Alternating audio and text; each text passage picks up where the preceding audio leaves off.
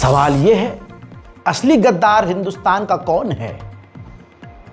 आज जो पूरे हिंदुस्तान में सोशल मीडिया, हिंदू संगठन, हिंदू नेता, BJP, RSS, BJP IT cell, ये कोशिश करके जो सिर्फ मुसलमानों को गद्दार, मुसलमानों को हिंदुओं से नफरत करने वाला दिखा और बता रहे हैं, शायद इसके पीछे इनकी मंशा ये है कि इन्हीं के ऐतिहासिक गद्दारों को लोग भूल जाएं और इनके बीच जो गद्दार हैं कौम के, देश के, उनको हम भूल जाएं। गद्दारों की एक लंबी फहरिस्त है जिसमें सनातन धर्म के जय श्री राम का नारा लगाने वाले हिंदू नामी इस देश के सबसे बड़े गद्दार साबित हुए हैं। इन्होंने हमारे देश के खुफिया प्रोजेक्ट्स से लेकर मिसाइल, डिफेंस सिस्टम, आर्टिलरी, तोप और न जाने कितनी खुफिया जानकारियां लीक की है। लेकिन ये सुअर के बच्चे मीम ये वाला लगाकर मुसलमानों के लिए इस्तेमाल करते हैं। जी हाँ, ये मीम लगाकर मुसलमानों की खबरों के साथ शेयर करते हैं। लेकिन आइए, असलियत क्या है पर्दे के उस पार जो हिंदू समुदाय छुपाता है, जो हिंदू नामी छुपाते हैं। आपको पता है, हमारी भारत की खुफिया एजेंसी और एटीएस ने ऐसे ऐसे काम किए हैं कि अगर इनको न पकड़ा जाता तो देश का बेड़ा गर्क तो हो ही गया है, क्योंकि हमारे देश की खुफिया जानकारियां हिंदू नामी भेज चुके हैं, पाकिस्तान को दे चुके हैं। आपको पता है, कानपुर में, भारत में जो उत्तर प्रदेश में कानपुर है, जो कि काफ़ी पुराना शहर है, और वहाँ पर हमारे भारी भरकम हथियार बनते हैं। जी हाँ, वहाँ पर हमारे हथियारों की फैक्ट्री है। अपने दम पर भारत खुद हथियार बनाता है। उस हथियारों की कंपनी में, फैक्ट्री में काम करने वाला एक हिंदू नामी आपके स्क्रीन पर है, कुमार विश्वास, जिसका नाम विश्वास, उसने विश्वासघात भारत माता के साथ किया।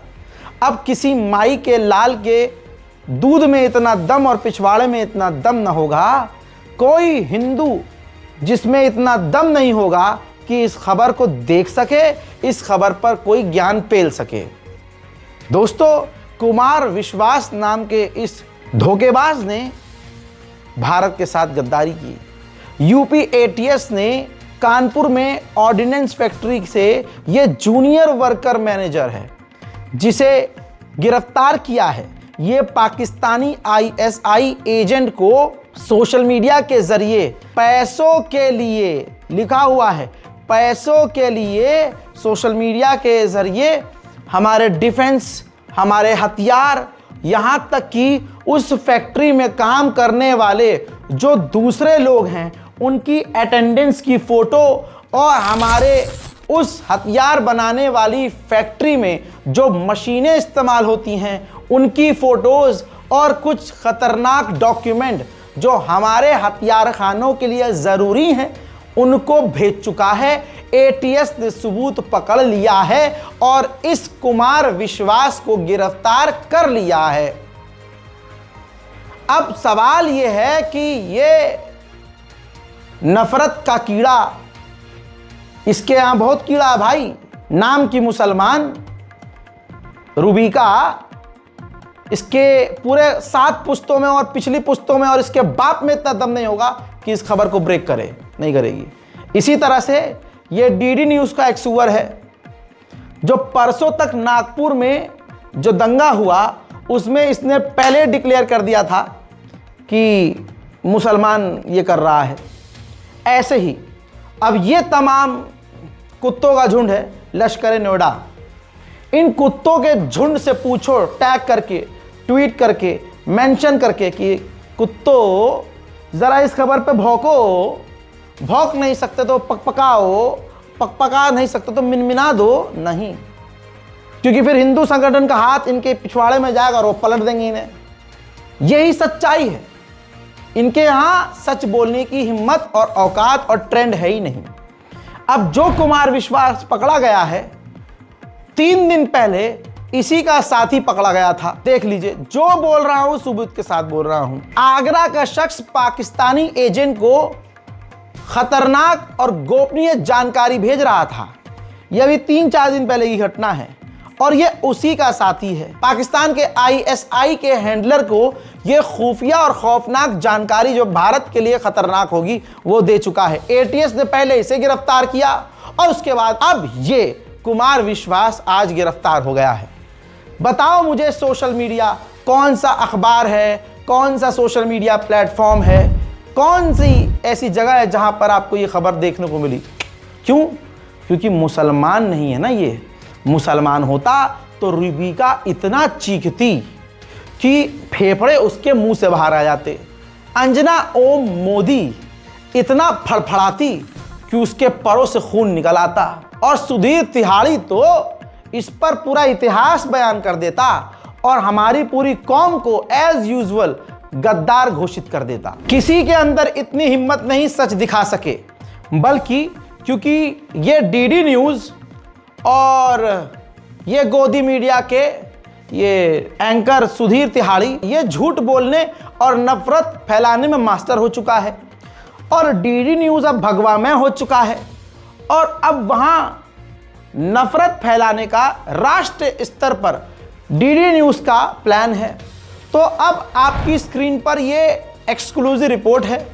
DD न्यूज़ ने सुधीर तिहाड़ी को 15 करोड़ सालाना पैकेज पर हायर करने की तैयारी कर ली है।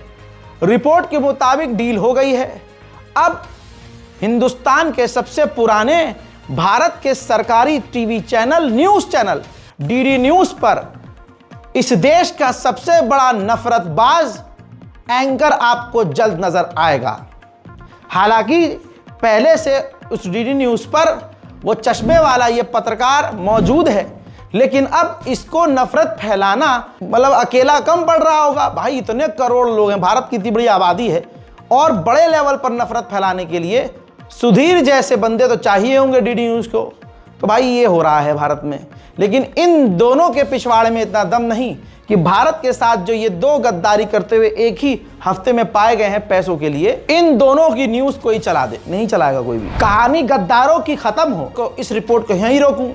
माँ भैया, गद्दारों की, इन सनातनी गद्दारों की लिस्ट बहुत लंबी है। हाँ, गाजियाबाद का ये नरसिंहा गंध सरस्वती जो राष्ट्रहित की बात करने का ड्रामा रचता है और उसके बहाने मुसलमानों को गद्दार, कातिल और न जाने क्या क्या, और ये इसकी इतनी हिम्मत कि हमारे हुजूर तक को ये कोसने लगता है, कुरान का अपमान करने लगता है और शासन प्रशासन और योगी इनको संरक्षण देते हैं। इसी के क्षेत्र गाजियाबाद का एक गद्दार सुन लीजिए जो इसी की नस्ल का है और इसी के धर्म का है। और मज़ेदार बात यह है कि रिपोर्ट में निकाल के लाया हूं आज तक के डिजिटल मीडिया प्लेटफॉर्म से। ये देखिए, गाजियाबाद से हमारी खुफिया एजेंसी ने भारत माँ के एक गद्दार को पकड़ा है जो कि इतना एडवांस था कि पाकिस्तान को जानकारी देता था और बिटकॉइन में पेमेंट लेता था। दोस्तों, 36 साल का ये सनातनी हिंदू धर्म का गद्दार दीपराज चंद्रन नाम का व्यक्ति जो कि इंजीनियर है, हिरासत में है। केंद्र सरकार की एक कंपनी की रिसर्च टीम में काम करते थे, यानी भारत सरकार के मोदी की गवर्नमेंट में एक रिसर्च सेंटर में काम करने वाला था। इस खबर को इतना दबा के लिखा गया है कि आप सोच नहीं सकते। अब जो भी हिंदुस्तान का सच्चा भारतवासी है, जो सच्चा मुसलमान है, इस वीडियो को शेयर करो, क्योंकि वो हमारे सीधे इस्लाम पर आते हैं मुसलमान देखकर। तो आइए, हम उनके मजहब पर तो नहीं जाएंगे, लेकिन इस वीडियो को शेयर करके तमाम अंधभक्तों के पिछवाड़े और मुंह को बंद करेंगे। यह रिपोर्ट जूम करके बार बार इसीलिए दिखा रहा हूं कि इस रिपोर्ट के अंदर हिंदू नाम मौजूद है। इस रिपोर्ट के अंदर अभी तक 10 मिनट की रिपोर्ट में मैं आपको हिंदुस्तान के 3 हिंदू गद्दारों का नाम मीडिया के सोर्स से, सबूत से पेश कर चुका हूं। और यह तीसरा गद्दार जिसका फोटो गायब किया गया, नाम दबाया गया।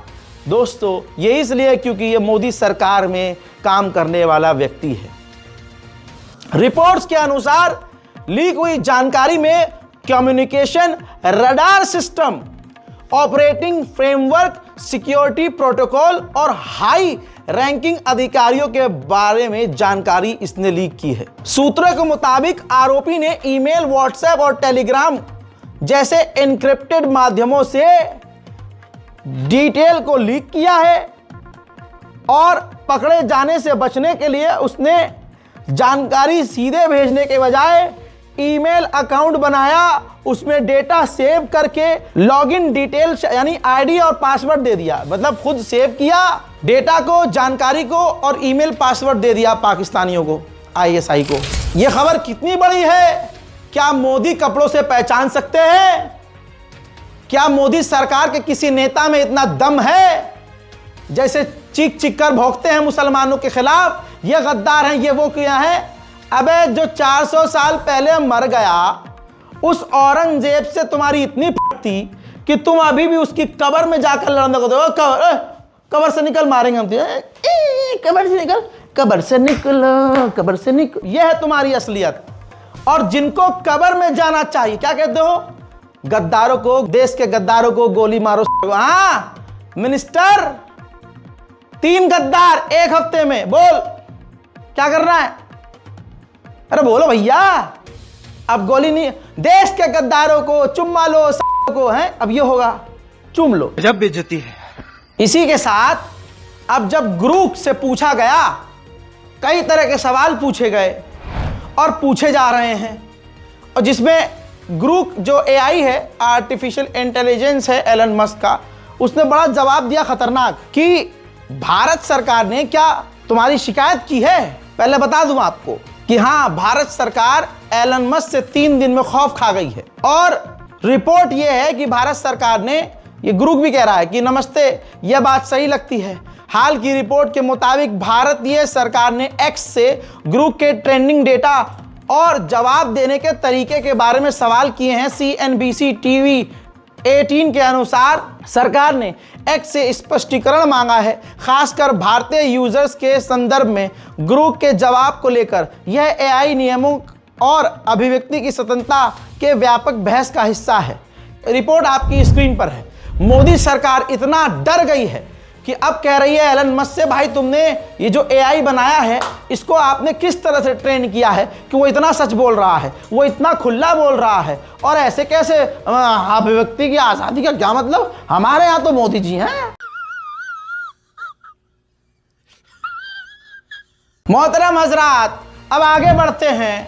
आपको ये केस, ब्रूटल केस याद होगा जिसमें आज के लड़के खौफ खा रहे हैं। भैया हमारे ऑफिस के एडिटर हैं, ये जो वीडियो एडिट कर रहे हैं, फैजी भाई, वे खुद ही डरे हुए हैं भाई। एडिट करने से पहले 5-6 बार इन्होंने तो कई बार सोचा, भाई मैं तो ज़िंदगी बर्बाद हो गई, भाई मैं कर ही क्या रहा हूँ, इस दुनिया में कर क्या रहा हूँ, इसमें नहीं आ रहा।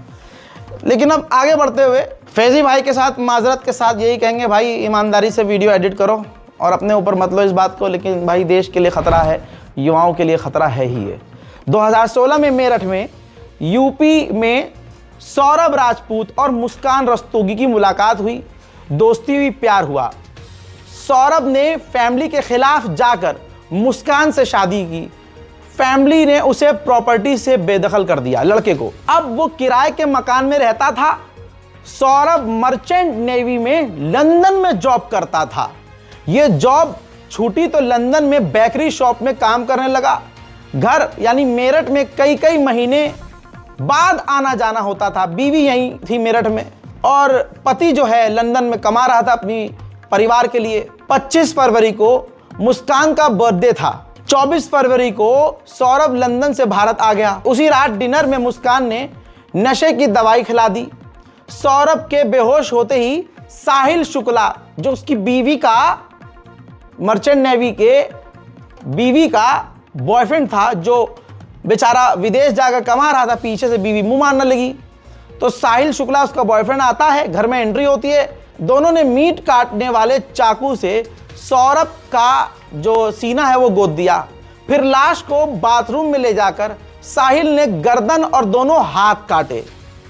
जी हां, जिस्म के कई टुकड़े किए। पहले तो बॉडी को एक बैग में पैक किया, फिर अगले दिन प्लानिंग बदली। मार्केट से बड़ा नीला ड्रम सीमेंट के कट्टे खरीदे, लाश को ड्रम में डाला और उसमें सीमेंट का घोल भरकर डाल दिया। लाश को पूरी तरह से पैक करके दोनों शिमला घूमने निकल गए। वहां मंदिर में शादी की। शिमला से लौटकर मुस्कान रस्तोगी ने अपने पिता को मर्डर की जानकारी दी, जिसके बाद दोनों पकड़े गए। भाई आज के माहौल में ये लड़कों के लिए कितनी खतरनाक बात हो गई। अब देखिए, लड़के बदनाम हैं, लड़के इतनी गलती करते हैं, तू तो मुंह मारता फिरता है, और लड़कियां इतनी आज़ाद हैं कि कोर्ट ने एक बयान में यह भी कह दिया है कि अगर आपकी पत्नी किसी और के साथ संबंध बनाकर प्रेग्नेंट हो जाती है और बच्चा पैदा हो जाता है, तो आप उस औलाद को नाजायज़ नहीं कह सकते। आपको उस बच्चे को अपनाना होगा, अपना ही नाम देना होगा और उसका पालन पोषण भी करना होगा। अब जिस जज ने बयान दिया है, मुझे लगता है कि उनकी बीवी भी शायद अपनी बीवी पे नहीं चलती होगी, तो बेचारे इन्फ्लुएंस में आगे इस तरह, मतलब कहां गया संस्कार भाई।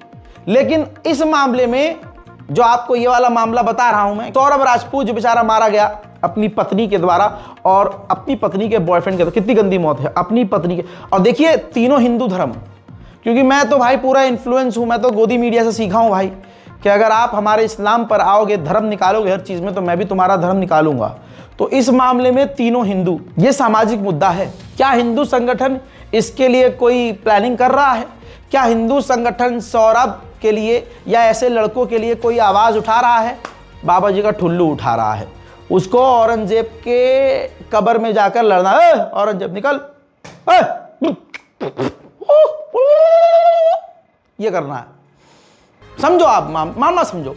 लेकिन सौरभ के जो ससुराल वाले थे, यानी कातिल बीवी के माँ बाप, वो ईमानदार हैं, बड़े ईमानदार। माँ ने साफ कहा कि मेरी बेटी के शादी के बाद ही चाल चलन ठीक नहीं थे जी,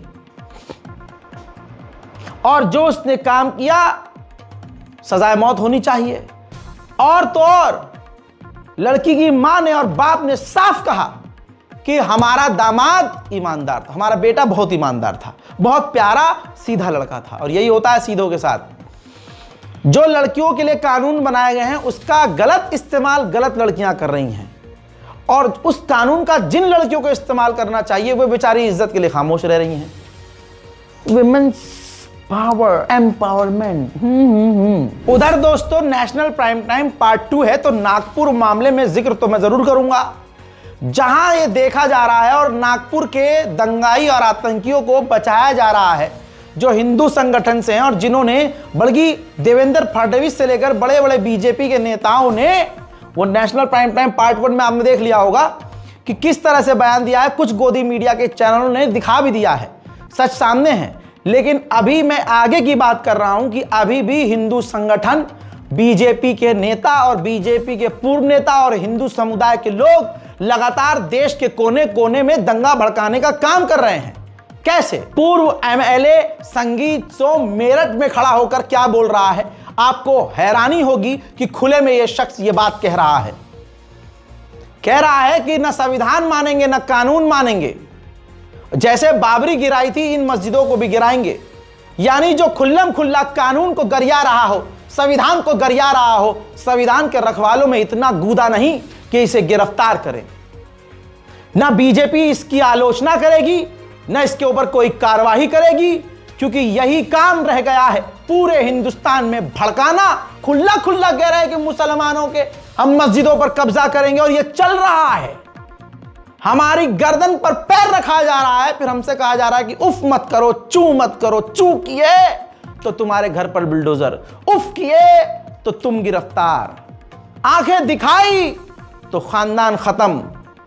ये चल रहा है। सुनो, निशान मिटा दिया जाना चाहिए। मैं पूछना चाहता हूं आप लोगों से, मैं आप लोगों की सहमति चाहता हूं कि जब औरंगजेब ने हजारों हिंदुओं का नरसंहार किया, काशी से लेकर मथुरा तक के मंदिरों को ध्वस्त करने का काम किया। तो क्या औरंगजेब ने किसी कोर्ट का सहारा लिया? क्या किसी कोर्ट का आदेश कराया? क्या किसी कोर्ट में मुकदमा चला? क्या अगर नहीं चला तो आज हमसे क्यों कहा जाता है कि हर चीज कोर्ट के जरिए होगी, हर चीज कोर्ट के जरिए होगी? मैं कहना चाहता हूं होली के त्योहार पर और अब साफ साफ आप सब लोगों से एक बात का समर्थन भी चाहता हूं कि क्या आज औरंगजेब की निशानी पूरे देश से, भारत से मिटा देनी चाहिए, नहीं मिटा देनी चाहिए? तो मेरा कहना इसमें यह है कि बाबर की निशानी मिटी, बाबरी मस्जिद ध्वस्त हो गए, वहां मंदिर बना, ये बाबर की निशानी निपटी।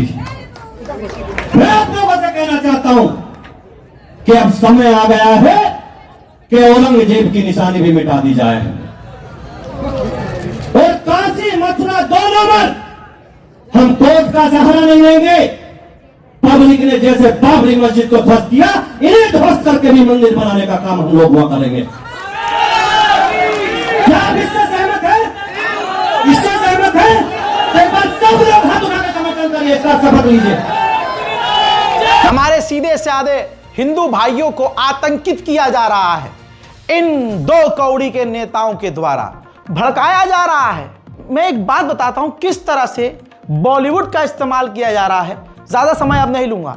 ये 3 फिल्में देख लीजिए, बैक टू बैक 3 फिल्में थी। पहली आई थी कश्मीर फाइल्स, इसके जरिए हिंदुओं को पहले हथियार उठाने के लिए मजबूर किया गया। दूसरी फिल्म आई केरला स्टोरी, जिससे लव जिहाद को प्रमोट किया गया। लव जिहाद का झुंझुना हिंदुओं के हाथों में दिया। उससे इन दोनों फिल्मों से एकदम से बवाल और दंगा नहीं हुआ, कहीं कहीं कुछ हुआ, लेकिन नागपुर जैसा नहीं हुआ। फिर आई छावा फिल्म। छावा फिल्म से हिंदुओं को बिल्कुल मुसलमानों से कट्टर हथियार उठाने वाली नफरत हो गई। और उसके बाद ये तो महाराष्ट्र के सीएम ने भी सदन में कह दिया कि छावा फिल्म की वजह से नफरत फैली है और गुस्सा हिंदू का फूटा है। तो गुस्सा फुड़वाने का काम खुद तो ये बीजेपी वाले डायरेक्टर और हिंदू संगठन और ये खुद सरकार कर रही थी। इन तीनों फिल्मों को कई जगह टैक्स फ्री किया गया, प्रमोट किया गया। मोदी जी खुद देखने गए फिल्म में अपने साथियों, चलो हम मूवी देखने चलेंगे, हाँ क्या फिल्म है, हाँ मजा आ गया। ये क्या है? ये पूरी प्लानिंग है। लेकिन आज हमारे हिंदू भाई बहन कुछ सिर्फ कुछ समझ रहे हैं। स्वाति नेगी हमारी बहन जो ये बात कह रही है, सोचने और विचार करने लायक है। अच्छी बात यह है कि एक हिंदू महिला है, हिंदू लड़की है, हिंदू बेटी है और समझ रही है। अगर ऐसे ही हमारे हिंदू भाई बहन चीज़ों को ईमानदारी से समझें और समझाएं तो शायद देश का कुछ भला हो सके। हिंदू राष्ट्र में मुस्लिम कब्र नहीं होनी चाहिए, है ना, चाहे वो औरंगजेब की हो या किसी की भी हो। ठीक है, चलो मानी तुम्हारी बात। अभी मैं हिस्ट्री में जा ही नहीं रही, हिस्ट्री में जाऊंगी ना तो इनके कच्चे छिट्टे खुल जाएंगे कि ये क्या थे और ये किस चीज के ऊपर बेबुनियाद लड़ रहे हैं। ठीक है, तुम्हारी बात मान के तुमसे मैं पूछना चाहूंगी, तुमको पता है हमारे प्रभु श्री राम जी के पुत्र जो थे लव और कुश, उनकी समाधि कहाँ है? पता है? जवाब दो। मैं बताती हूं। उनकी समाधि है पाकिस्तान में। और अभी बीसीसीआई के उपाध्यक्ष राजीव शुक्ला जी वहां गए थे उनकी समाधि में हाथ जोड़कर आए। एक मुस्लिम देश में हमारे प्रभु श्री राम जी की बच्चों की समाधि आज तक सुरक्षित है और तुम घटिया लोग गेम खेल रहे हो। छावा मूवी ने अपना काम पूरा कर दिया जो और मूवीज नहीं कर पाई। आज औरंगजेब की कब्र के नाम पर चिल्लाने वाले विश्व हिंदू परिषद और बजरंग दल वाले तब कहां थे जब महाकुंभ में भगदड़ हुई थी? तब लोग मस्जिदों के अंदर शरण ले रहे थे, मस्जिदों में लोग, मौलवी लोग उनकी मदद कर रहे थे। पूरा मुस्लिम समाज उनकी मदद के लिए आगे आया था, उनको खाना खिलाया था। मुस्लिम समाज और सिख समाज, जिनको तुम आतंकवादी, खालिस्तानी और पता नहीं क्या क्या बोलते हो, बहुत मदद करने आया था। तब कहां थे तुम लोग? विश्व हिंदू परिषद वाले और बजरंग दल वाले और आरएसएस वाले, बड़े हिंदुओं के समर्थक बनते हो ना, कहां थे तुम लोग तब? इसी के साथ नेशनल प्राइम टाइम का यही खात्मा। और आप मुझे बताइए इस वीडियो में भारत के 3 गद्दार कौन हैं जिन्हें सरकार की एजेंसी एटीएस ने गिरफ्तार किया है। आज की वीडियो में वो 3 गद्दार हिंदू नामी कौन है, कमेंट कीजिए और इस वीडियो को शेयर कीजिए। जय हिंद।